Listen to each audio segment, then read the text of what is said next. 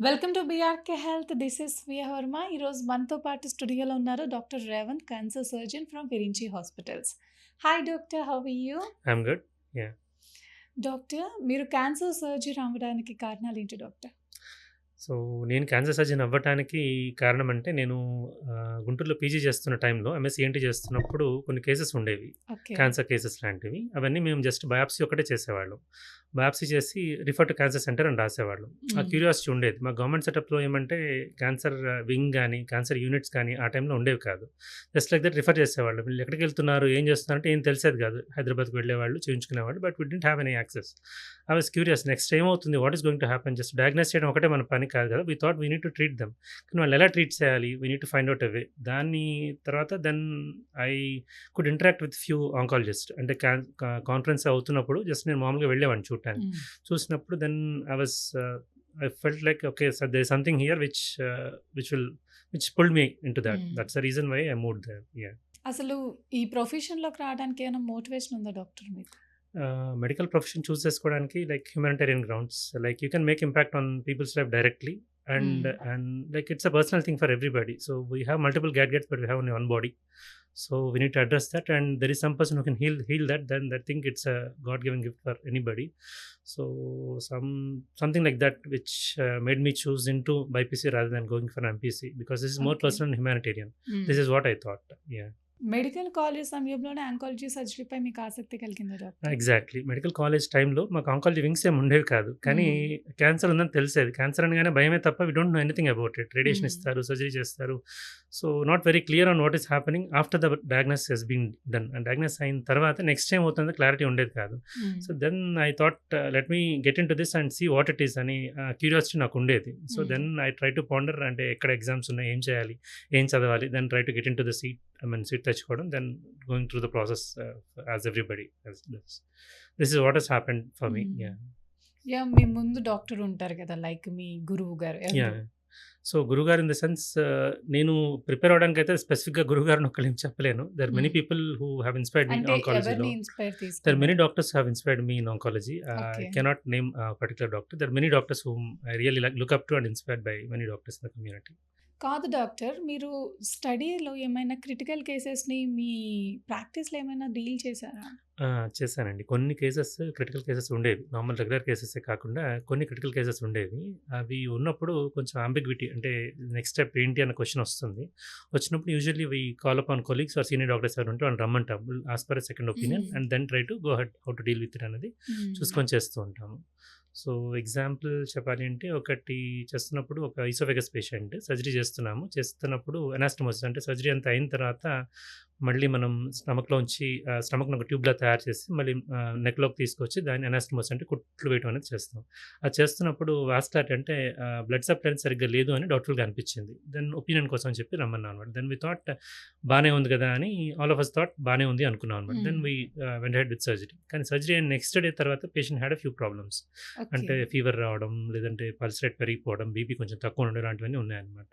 Then gradually next what we did, ఇలా కాదు open చేయాలి అనుకొని we got a CT scan and then open it up. Open చేసిన తర్వాత అప్పుడు ఏంటి అంటే మనకి ఏదైతే డౌట్ ఉందో వాస్కులారిటీ సరిగ్గా లేదు అనుకున్నాము, కానీ అది చూసిన తర్వాత లోపల బానే ఉంది. But with the benefit of doubt, with the opinion, we thought okay, ఎలా ఉన్నా సరే మనం దాన్ని డైరెక్ట్‌గా రివైజ్ చేయడం కాకుండా will go ahead with diversion, అంటే ఒక చిన్న డైవర్షన్ స్టోమా లాంటిది మెడలో చేసి తర్వాత రివిజన్ సర్జరీకి మళ్ళీ లేటర్ పాయింట్ ఆఫ్ టైమ్ తీసుకోవచ్చు, బికాస్ పేషెంట్ వుడ్ బెటర్ స్టేబుల్‌గా ఉంటారు అనుకొని then we went ahead with that only. Okay. So, that's అంటే few cases like this is just an example of one of it అంతే. ఇంకొకటి on table కానీ post ఆపరేటివ్‌గా కొన్ని ఇష్యూస్ ఉంటాయి. సర్జరీ అంతా బానే అవుతుంది. పోస్ట్ ఆపరేటివ్ ఒక్కసారిగా బ్లోటింగ్ కానీ, లేదంటే అనాస్టమాటిక్ లీక్ అంటారు. అంటే సర్జరీ అయిన తర్వాత ఒకసారి వుండ్ ఓపెన్ అయిపోతూ ఉంటుందన్నమాట. ఓకే. సో, ఒకసారి then immediately we have to rush to the operation theatre, take it and explain the condition to the patient and then have to go for దాని covering stoma కానీ, లేదంటే దాని appropriate surgery అన్నా చేయాల్సి ఈ వస్తుంటుంది. Stitches అనేవి ఎందుకు ఓపెన్ అవుతూ ఉంటాయి సో, డాక్టర్ బికాస్ సాధారణంగా? ఒకసారి నార్మల్ బౌల్ మూవ్‌మెంట్ అనేది నార్మల్‌గా జరుగుతూ ఉండాలి. ఒక్కొక్కసారి ఏముందంటే సర్జరీ తర్వాత ఇలియస్ అంటారు. ఇలియస్ అంటే జస్ట్ లైక్ ఒక స్టాటిక్‌గా ఉండిపోతాయండి బౌల్స్ అన్నీ కూడా. అలాగే ఓకే. ఉండిపోతాయి.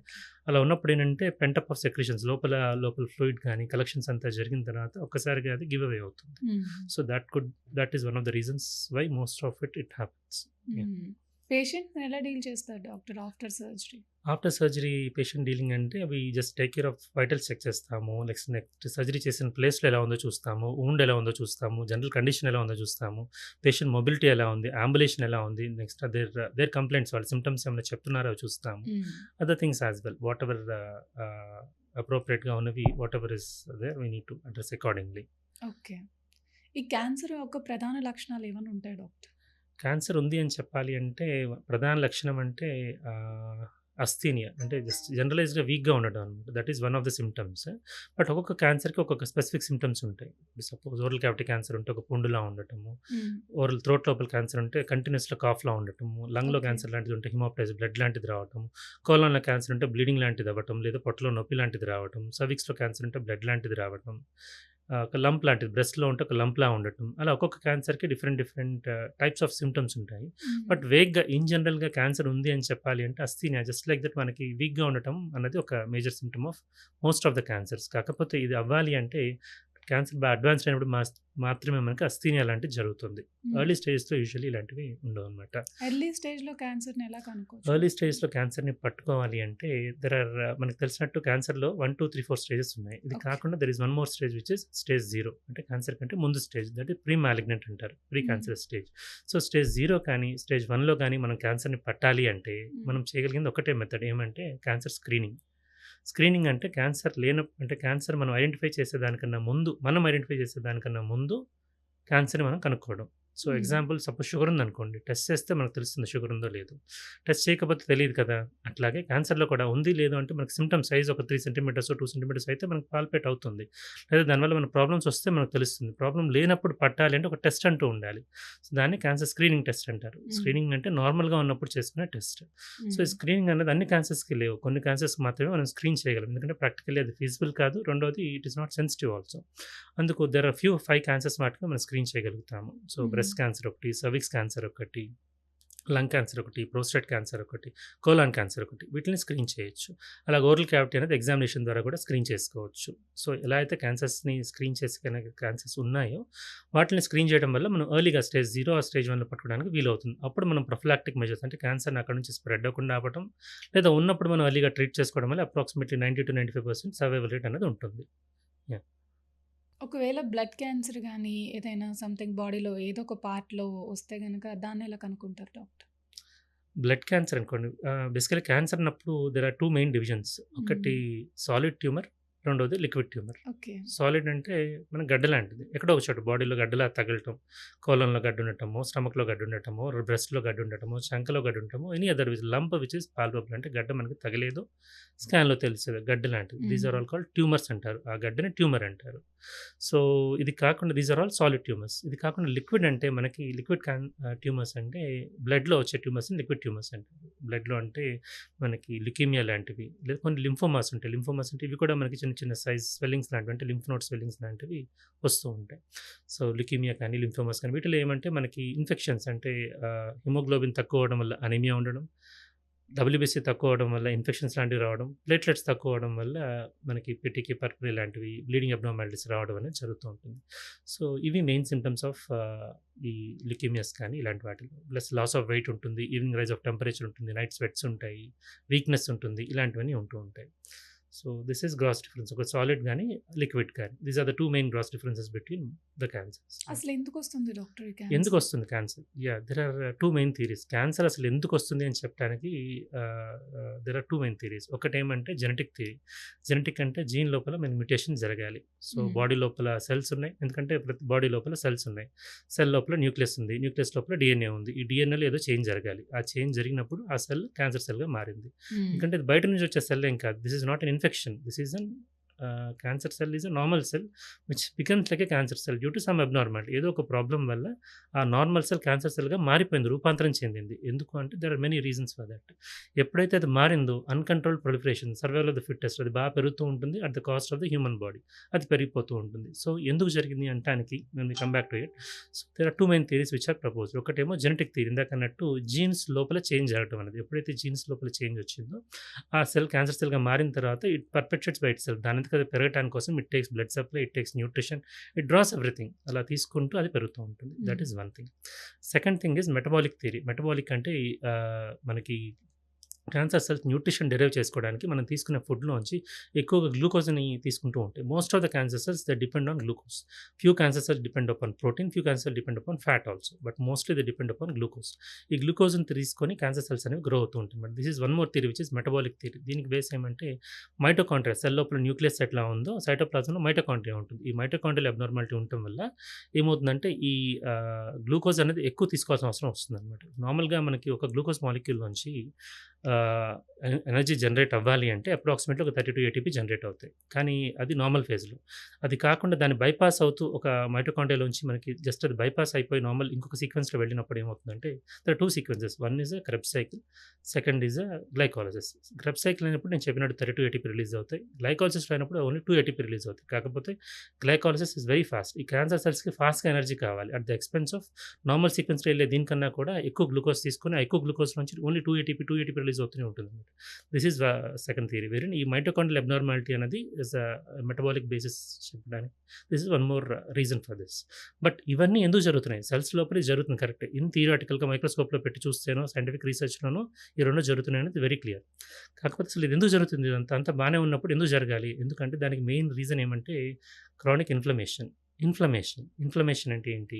సో, వెన్నెవర్ మనకు దెబ్బ తగిలిందనుకోండి, వెంటనే మనం చూసేదేంటి ఎర్రగా మారడమో, లేదంటే వాపు రావడమో నార్మల్ ప్రొసీజర్. హ్మ్. That is a protective phenomena of the body. Because దెబ్బ తగిలింది. దాని నుంచి అక్కడ అన్ని బ్లడ్ వెసల్స్‌లోంచి మొత్తం సెల్స్ అన్నీ బయటకొచ్చి అది హీల్ చేయడం కోసం ఆ వాపు గాని, ఇది గాని వస్తుంది. కొంచెం నొప్పి కూడా ఉంటుంది. క్యాలర్, రూబర్, బల్బర్, డాలర్ అంటారు ఇన్‌ఫ్లమేషన్. సో, ఈ చేంజెస్ అనేవి జరుగుతాయి. ఇవి జరిగినప్పుడు ఇదే protective mechanism.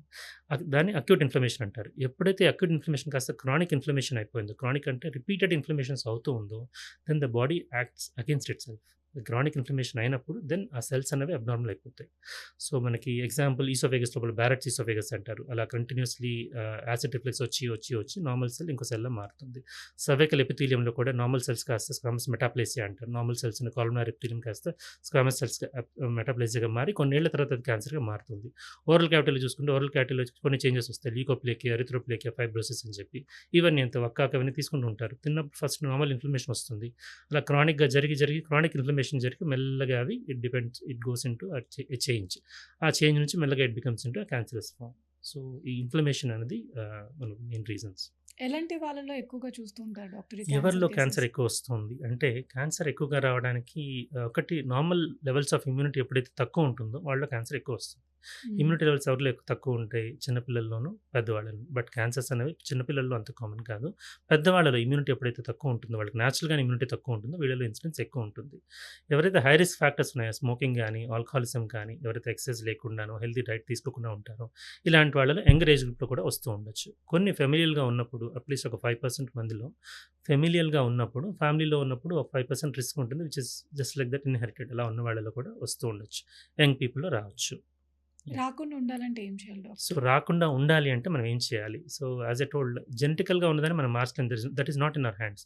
There is something which is transmitted by genes. అంటే మనకి వంశపారంపర్యంగా వచ్చిందేమైనా ఉంటే అది మన చేతుల్లో లేదు. దాని గురించి మనం చేసేదేం లేదు. కానీ there is something which under our control.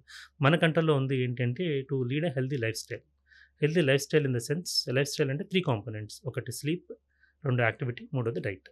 So, ఎప్పుడైతే మనం ఈ కాంపోనెంట్స్‌ని అర్థం చేసుకొని ఇవి కరెక్ట్‌గా ఫాలో అవుతే this is still in your hands. ఈ క్యాన్సర్ అనేది ఆన్‌సెట్‌ని డిలే చేయడము, లేదా ఎర్లీగానే దాన్ని మనం రాకుండా ఆపడము, లేదా ప్రివెంట్ చేసే అవకాశం అయితే ఉంటుంది. Yeah! Thank you doctor. Hmm. Thank you so much.